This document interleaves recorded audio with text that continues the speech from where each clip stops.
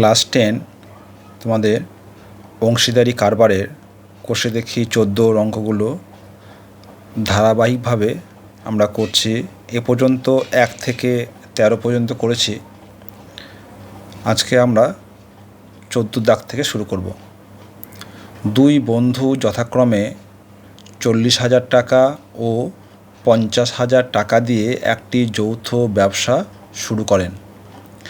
তাদের মধ্যে একটি চুক্তি হয় যে লাভের 50% নিজেদের মধ্যে সমান ভাগে এবং লাভের অবশিষ্টাংশ মূলধনের অনুপাতে ভাগ হবে। প্রথম বন্ধুর লভ্যাংশের পরিমাণ যদি দ্বিতীয় বন্ধুর লভ্যাংশ অপেক্ষা 800 টাকা কম হয় তবে প্রথম বন্ধুর লভ্যাংশের পরিমাণ হিসেব করে লিখি। তাহলে এ পর্যন্ত যতগুলো অঙ্ক করেছি তার থেকে অঙ্কটা একটু আলাদা। এখানে দুই বন্ধুর লভ্যাংশের মধ্যে একটা শর্ত দেওয়া আছে এবং তাদের যে লভ্যাংশ বন্টনের যে চুক্তি সেটা হচ্ছে 50% তারা সমান ভাগে ভাগ করবে এবং বাকি 50% বা অবশিষ্টাংশ কী করবে না মূলধন অনুপাতে ভাগ হবে। আমাদের বের করতে হবে যে প্রথম বন্ধু কত টাকা লভ্যাংশ পেয়েছে। তাহলে মনে করি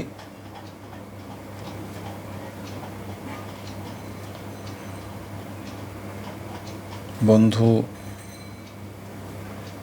দুটি হলো F1 ও F2। তাহলে F1 ও F2 এর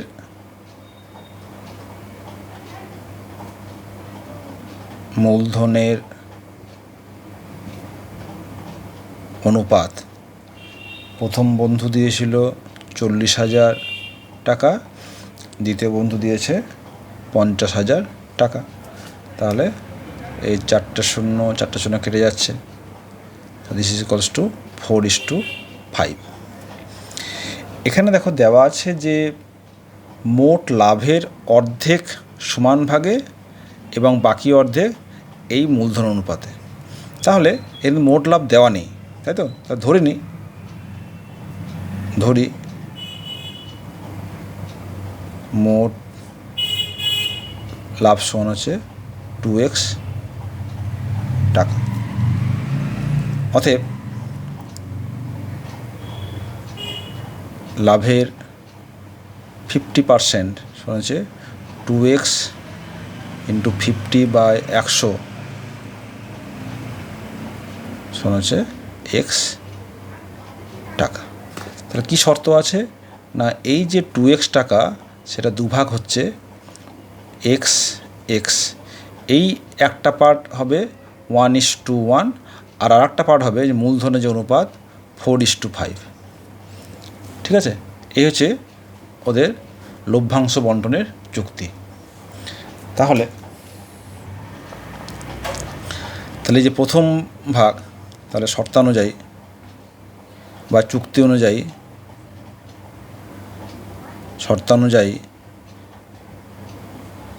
x টাকা 1:1 অনুপাতে বণ্টিত হবে। অতএব F1 = F2 পাবে সমান x ইন্টু 1/2 সমান x/2 টাকা। এবং দ্বিতীয়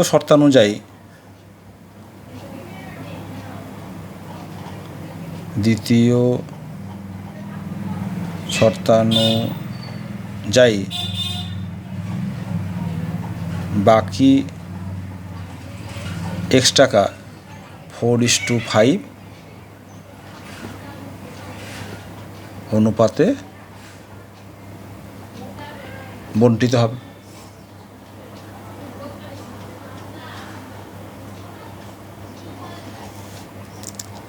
অতএব এক্ষেত্রে F1 পাবে সমান x ইন্টু আনুপাতিক ভাগ হার 4:5, তাহলে 4/9, তাহলে 4x/9 টাকা এবং F2 পাবের সমান x ইন্টু 5/9 সমান 5x/9 টাকা। অতএব F1 বন্ধুর মোট লভ্যাংশ দেখো, তাহলে আগে পেয়েছিল x/2, এখন পেল 4x/9 টাকা এবং F2 বন্ধুর মোট লভ্যাংশ x/2 বাই 5x/9 টাকা। তাহলে শর্তানুযায়ী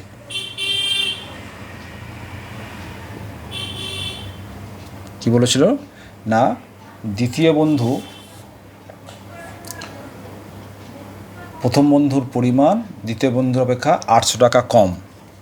তাহলে দ্বিতীয় বন্ধু বেশি পেয়েছে, তাহলে কী হবে x/2 plus 5x/9 minus x/2 plus 4x/9 equals to 800 और x/2 5x/9 minus x/2 minus 4x/9 equals to 800। তাহলে x/2 কেটে যাচ্ছে और 9 এলসিএম করলে পর হচ্ছে 5x minus 4x equals to 800। অতএব x ইকুয়ালস টু 800 ইন্টু 9 সমান 8 9 72 720 টাকা। তাহলে x এর মান পেয়ে গেলাম। অতএব F1 বন্ধুর লভ্যাংশ, অতএব F1 বন্ধুর লভ্যাংশ এটা কত, এটা যদি যোগ করে দিই কত হবে 18 9x প্লাস 8x সমান হচ্ছে 17x/18 এত টাকা। বসিয়ে দাও 17/18 ইন্টু 72 0 0 18 4 18 72 0 সমান হচ্ছে 0 0 4 7 28 8 হাত থাকলো 2 6 8 এটা। অতএব প্রথম বন্ধুর লভ্যাংশ, প্রথম বন্ধুর লভ্যাংশ 6800 টাকা। আমরা 15 অঙ্কটা করি।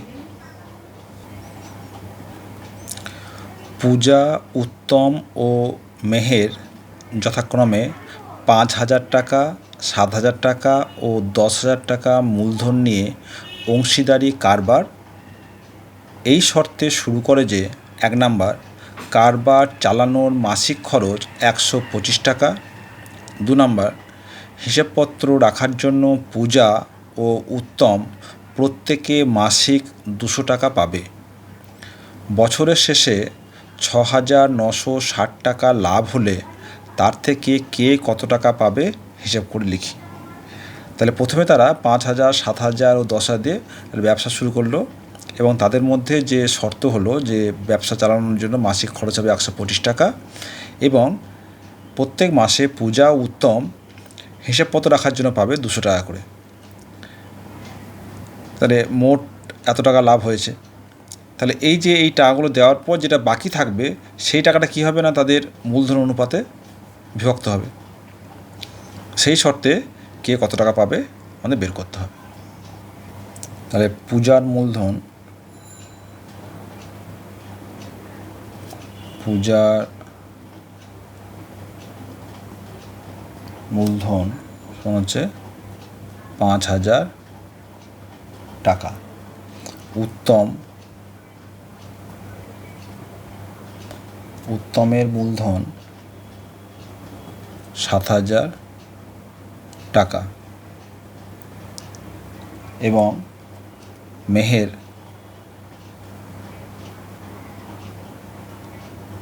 মেহেরের মূলধন 10,000 টাকা। অতএব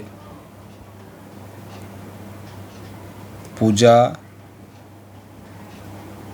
উত্তম ও মেহেরের মূলধনের অনুপাত হচ্ছে 5,000 অনুপাত 7,000 অনুপাত 10,000। তাহলে 3টে করে শূন্য কেটে যাচ্ছে। কথা হলো হচ্ছে 5:7:10। এবার তাদের যে শর্ত, 1 নম্বর শর্ত, মাসিক খরচ 125 125 টাকা। অতএব 12 মাসে মোট খরচ 12 × 125 হচ্ছে 1,500 টাকা। এবং 2 নম্বর, হিসেব রাখার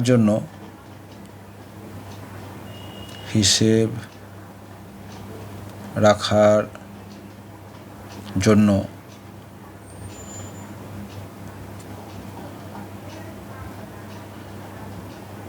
মাসিক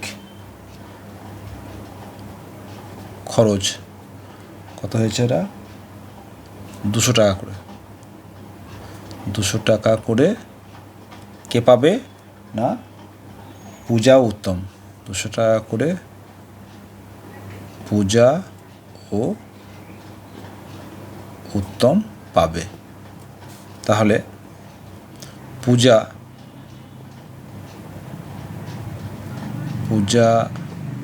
পাবে সমান 200 × 12, 12 দুগুণে 24,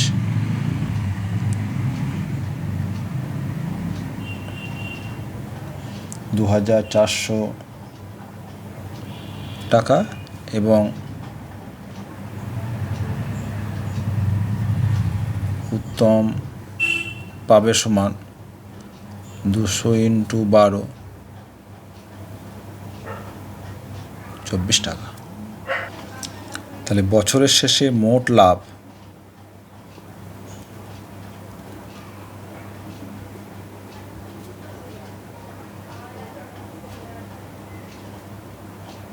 কত লাভ হয়েছে? 6,960 টাকা। অতএব খরচ বাদে অবশিষ্ট লভ্যাংশ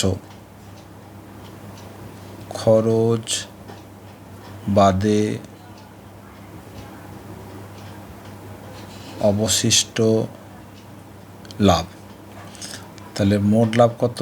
6,960 মাইনাস খরচ কত? দেখো, মাসিক খরচ যেইটা,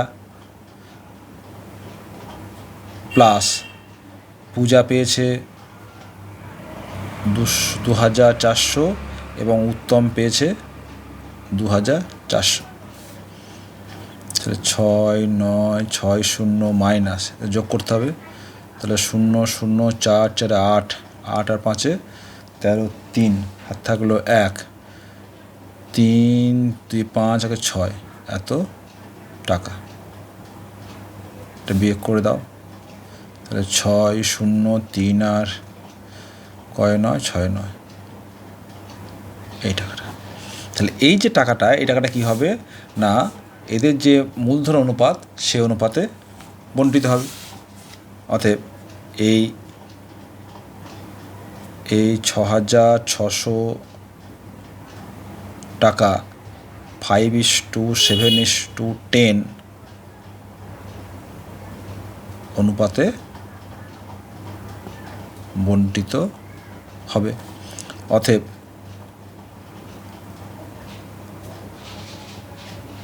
এখান থেকে পূজা পাবে 6,600 ইন্টু 5 বাই আনুপাতিক ভাগ হার 5 + 12, 12 10 22, 3 দুগুণে 6 0, তাহলে 3 5 15, 150 টাকা। পূজা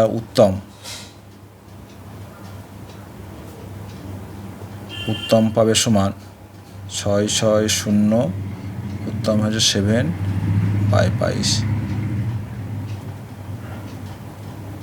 21 টাকা। এবং মেহের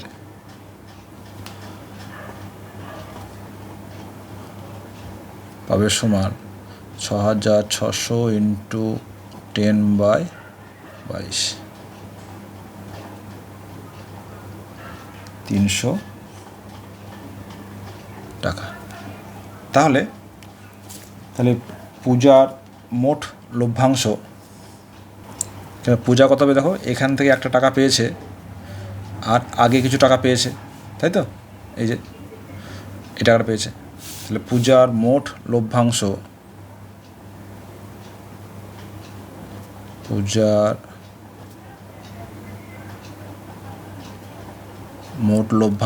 আগে ছিল 2,400 প্লাস, এখন পেল 1,150, 50 5 2, 2,550 টাকা।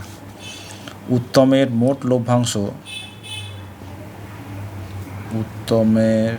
মোট লভ্যাংশ, আগে পেয়েছিল 2,400, এখন পেল 210 টাকা, তাহলে 10 6 2, 2,610 টাকা। আর মেহেরের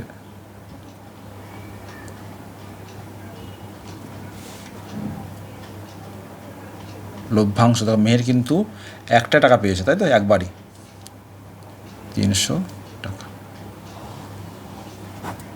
তাহলে এই যে আমাদের উত্তর, পূজা পেয়েছে 2,550 টাকা, উত্তম পেয়েছে 2,610 টাকা, আর মেহের পেয়েছে 300 টাকা।